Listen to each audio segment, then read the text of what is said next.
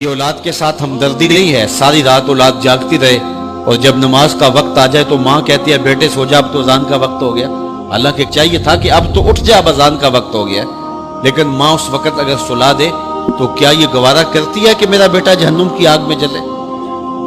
ماں اپنی اولاد کو جگائے، اس سے ہمدردی یہ نہیں ہے کہ اب اس کو سونے دے، بیچارہ ساری رات جاگتا رہے۔ ساری رات جاگنے کو اسے حکم کس نے دیا تھا؟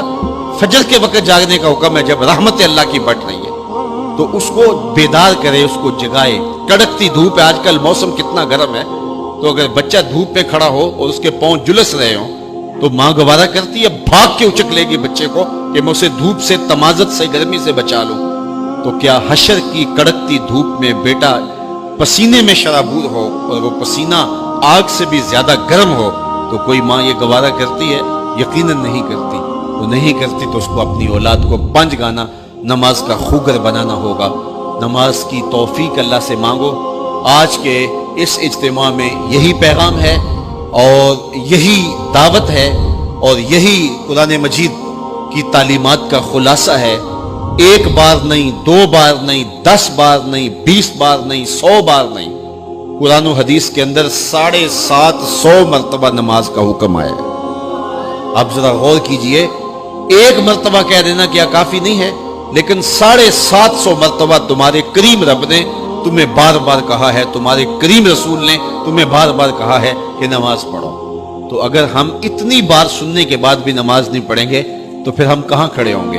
اور دوسری بات ہے کہ اتنی تاکید کی گئی ہے، اتنی تاکید کی گئی ہے، تو یہ کتنا بڑا جرم تھا نماز کا ترک کرنا کہ بار بار کہا گیا ہے۔ جب آگے سامنے آگ جل رہی ہو اور کوئی دوڑ کے چھلانگ لگانا چاہ رہا ہو تو پھر ماں کی ممتا اتنی ہوتی ہے کہ اس کو 100 بار بھی روکنا پڑے تو بچے کو روکتی ہے، اس لیے وہ جانتی ہے کہ آگے آگ ہے، اور اگر میں اس کو نہ روک پائی تو سیدھا آگ میں چھلانگ لگائے گا۔ اللہ ماں سے بھی زیادہ پیار کرتا ہے، رسول اللہ ماں سے بھی زیادہ پیار کرتے ہیں، اس لیے 1 بار نہیں، 2 بار نہیں، 10 بار نہیں، 100 بار نہیں، 750 مرتبہ کہا کہ تمہاری نماز نہیں چھوٹنی چاہیے۔ رسول کریم صلی اللہ علیہ وسلم نے ارشاد فرمایا، اگر تم میں سے کسی شخص کے دروازے کے سامنے سے نہر گزرتی ہو اور وہ دن میں 5 مرتبہ وہاں سے غسل کرتا ہو، صحابہ مجھے بتاؤ اس کے بدن پہ کوئی میل کچیل رہے گا؟ تو صحابہ نے عرض کی، اے اللہ کے رسول، اس کے بدن پہ کوئی میل کچیل نہیں رہ سکتا جو دن میں 5 مرتبہ غسل کرتا ہے۔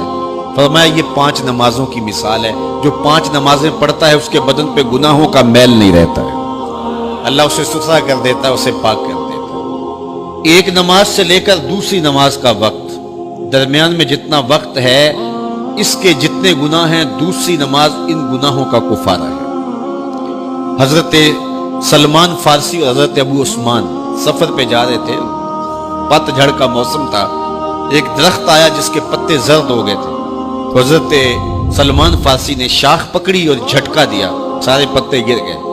تو کہا ابو عثمان تو نے مجھے پوچھا نہیں کہ یہ میں نے کیوں کیا ہے؟ حضرت ابو عثمان نے کہا میں نے نہیں پوچھا، آپ بتائیں آپ نے ایسا کیوں کیا ہے؟